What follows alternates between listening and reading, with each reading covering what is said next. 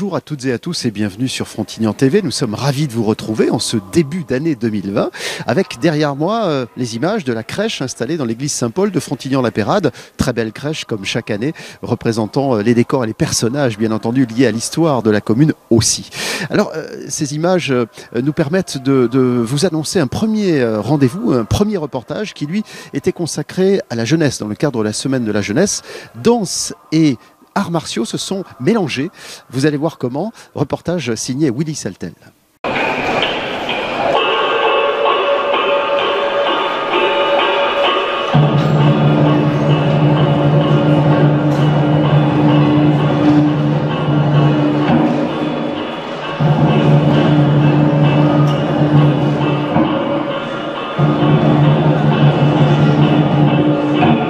Sylvie, bonjour, c'est la semaine de l'engagement des jeunes et ce soir il y a un événement à Frontignan.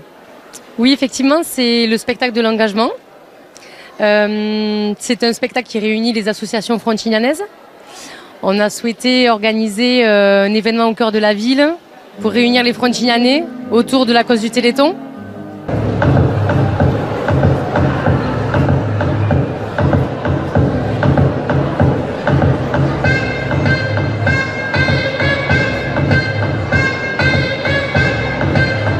C'est la première fois que vous faites cet événement? Oui, c'est une première édition. Donc en fait, c'est des associations sportives Alors, on a essayé de fournir un spectacle plutôt éclectique. Donc il y a de la danse, du chant et des arts martiaux. C'est vous qui avez organisé ça. Donc vous, c'est quoi? C'est le service jeunesse de la ville de Frontignan. Vous êtes combien pour avoir organisé tout ça? On est une équipe d'une petite dizaine d'agents au sein du service jeunesse.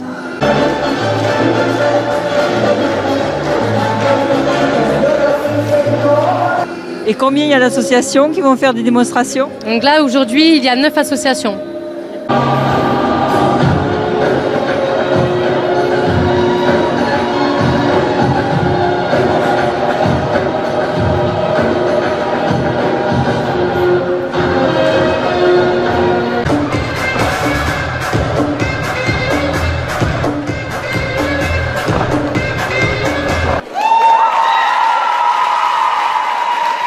Nous sommes toujours à proximité de l'église Saint-Paul de Frontignan-la-Pérade et nous y retournerons tout à l'heure à la fin de ce journal, vous comprendrez pourquoi. Mais on va parler de sport. Le sport, c'est très important sur la commune. C'est très important parce que généralement en fin d'année, on récompense les sportifs dans toutes les disciplines. Mais là, c'était un rendez-vous de compétition. C'était les 16e de finale de la Coupe de France de handball. Le Frontignan Tau Handball recevait l'équipe de Saint-Raphaël. Nous étions dans les vestiaires. Reportage.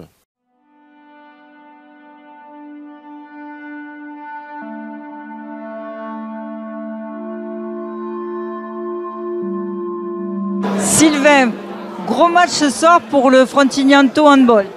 Un match historique tout simplement puisque nous avons eu des matchs de grande qualité au sein de ce gymnase. La Salari Ferrari déjà, c'était des matchs de gala, des tournois. Mais c'est la première fois que les joueurs ventre bleu sont pleinement acteurs de la rencontre ce soir. Unique. Donc 16e de finale et vous avez déjà battu 2 clubs de la région PACA. Donc ce soir, le 3e, vous allez le battre.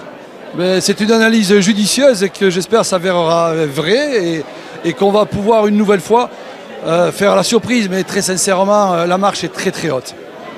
Alors sinon le club, donc il se porte bien puisqu'on voit que vous avez de bons résultats alors que vous êtes monté dans une poule un peu difficile, un peu d'élite où vous êtes amateur au milieu de professionnels. C'est vrai que la Fédération française cette année a construit une nouvelle formule qui fait que nous sommes au 3e niveau français.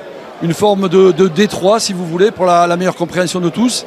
On s'en débrouille plutôt pas mal. On est confronté à une dizaine d'équipes de professionnels, de joueurs professionnels avec des budgets qui vont avec le monde professionnel. Mais nos joueurs ont un gros courage, on a une belle structure, on a de beaux dirigeants, on a surtout beaucoup de bénévoles, beaucoup de parents, beaucoup d'éducateurs et ça fait la réussite de ce club. Eh ben, écoutez, on va les voir et puis on va les voir gagner. Allez le FTHB, merci beaucoup. Jouez très longtemps en attaque, soyez percutants, d'accord? Si on hésite, on la garde, on joue un coup franc. Par contre, n'ayez pas peur, faut pas se caguer ce soir, faut pas se caguer, d'accord? On met la tête, après on a un match à Cambril, après c'est vacances. Donnez tout, et c'est là qu'on va se régaler. Si on donne tout, on va se régaler. Ok les gars? Plus que jamais face à eux, secondes, on doit les faire courir. Personne ne doit avoir peur. Allez, ils sont rien là. Ils sont rien là.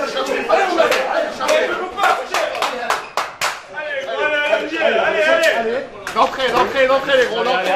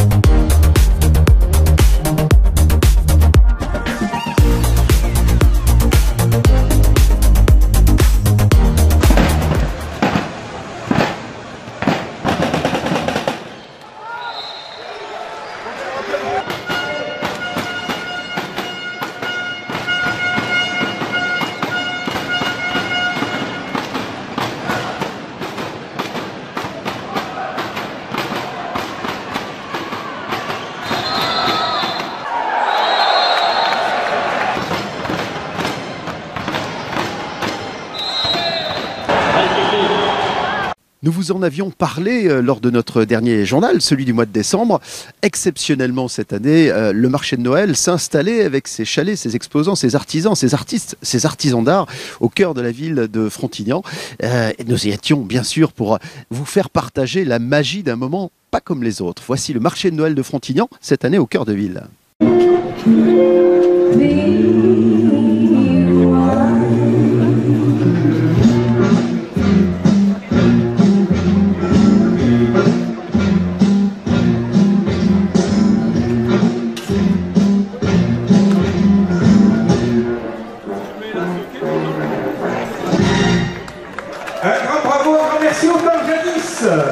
Tout va bien?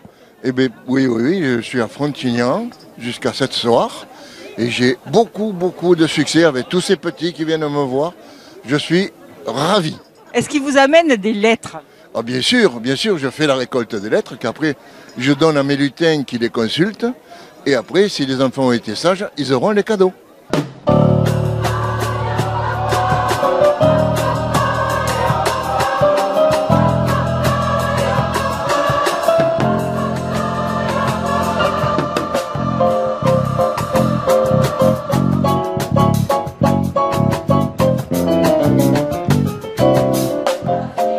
Donc ce mois de décembre est très chargé pour le Père Noël.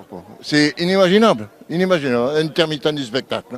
Alors qu'est-ce qu'il fait le Père Noël toute l'année pour avoir la forme au mois de décembre? Il fait des cures. Il fait des cures. Non. Des cures de muscade de Frontignan? Ça m'arrive. Donc tout va bien. Tout va bien et je suis content que cette année le marché de Noël s'est fait au centre-ville parce qu'il y a énormément de monde et tous les commerçants sont contents. Et qu'est-ce qu'il souhaite le Père Noël pour la prochaine année? Eh bien, qu'il y ait un peu moins d'hypocrisie dans ce monde et qu'on arrête de râler. Qu'on profite des bons moments et du soleil. Et tout à fait. Profitons des bons moments et après le reste, ma foi, on s'en accommode. Merci Père Noël. J'ai demandé au Père Noël qui se promène dans le ciel de m'apporter un tambour pour faire 3 fois fouette boum. Mais on entend le pompon.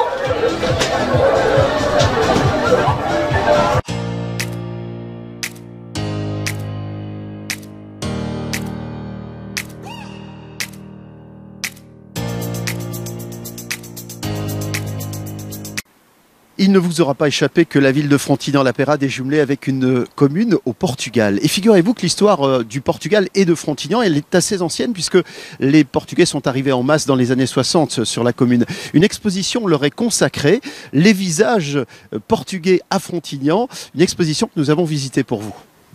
Isabelle, bonjour. Aujourd'hui, nous sommes à Frontignan, salle Voltaire, où vous avez organisé une exposition sur 60 visages portugais. Alors, pourquoi cette idée et pour qui? Alors, 60 visages, donc c'est 60 ans. Le premier portugais, il est arrivé il y a 60 ans. Et donc, on voulait faire vivre un peu les anciens. Et donc, l'idée, ça a été de raconter l'histoire du premier jusqu'à 77. Alors, vous connaissez l'histoire du premier? Oui. C'est votre famille? Non. Non, c'est pas... J'ai de la famille aussi, mais c'est pas de ma famille. Mais après, il y a d'autres histoires. Mais lui, donc il est arrivé par hasard. Il est arrivé à Mende et après il est revenu. Donc il est venu à Frontignan comme ça, sans que personne ne l'a trouvé du travail. Donc il est arrivé tout seul jusqu'à 64. Et en 64, il y a d'autres qui sont arrivés. Et donc c'est ici qu'il a trouvé asile et qu'il a pu se construire avec sa famille. Oui, il est arrivé tout seul. Et donc après, quand il était installé, il a fait venir sa femme et ses enfants. Donc un bel accueil à Frontignan pour les Portugais? Oui. Aujourd'hui, c'est un bel accueil. Et déjà, je pense que c'est pour ça l'idée aussi, c'est eux qui nous ont fait les bonnes références en fait. Parce que moi, je suis arrivée en 92. On est sur une ville, on est bien reçu, donc la communauté portugaise. Et je pense que c'est un peu grâce à eux. Grâce aux premiers qui sont arrivés, que c'est des travailleurs, que c'est des gens sérieux, et comme d'autres nationalités. Et donc, du coup, on les doit un peu à eux. Si aujourd'hui on arrive et on est bien reçu, c'est grâce aux premiers qui sont arrivés. Alors vous me disiez que cet événement, il est plutôt pour les anciens, mais que votre association organise beaucoup d'autres événements, mais plus pour les plus jeunes. Et on a un peu de tout. Mais bon, vu que ça fait 60 ans qu'ils sont arrivés, donc c'est des gens il y a certains qui sont décédés, il y a certains qui ont 90 ans, 85 ans. Et nous, on fait pas mal de soirées le samedi soir. Et donc les gens, après on a de tout, on a des enfants qui jouent de partout. Donc les personnes de 80 ans, ils n'ont pas forcément envie de rester dans une soirée où il y a trop de bruit, vu l'âge qu'ils ont. Et donc là, c'est un peu l'opportunité de parler de tout le monde. Donc de ne pas oublier les premiers qui sont arrivés. Et comme ça, les événements qu'on fait, donc on parle des anciens et on mélange un peu tous les âges. Alors vous êtes combien dans votre association? Alors nous, quand on fait des soirées, on se retrouve avec 400 personnes. 300, 350, mais ils ne sont pas tous de Frontignan. Donc on organise des soirées et donc on a un peu des villes à côté, même des gens qui viennent de Marseille pour les soirées qui se passent à Frontignan. Certains qui ont vécu, donc ils ont commencé à travailler à Frontignan et qu'après ils sont partis à Marseille, par exemple, et qui viennent quand même aux événements quand on fait des soirées à la salle de l'air, ils sont présents souvent pour rencontrer des anciens amis qui étaient ensemble quand ils ont commencé. Nous allons nous quitter, c'est déjà la fin de ce journal. Je voudrais juste vous préciser que l'exposition à propos des hommes et des femmes du Portugal installés à Frontignan ira au Portugal, ce sera en juin 2020. Il nous reste à nous quitter sur des images de la messe de minuit que nous avons tournée avec Willy Saltel. Et puis vous souhaitez évidemment une très très bonne année 2020. Nous sommes là, nous sommes à vos côtés. On espère que vous continuerez à nous regarder le plus nombreux possible. Passez un très très bon mois de janvier, je vous dis au mois prochain.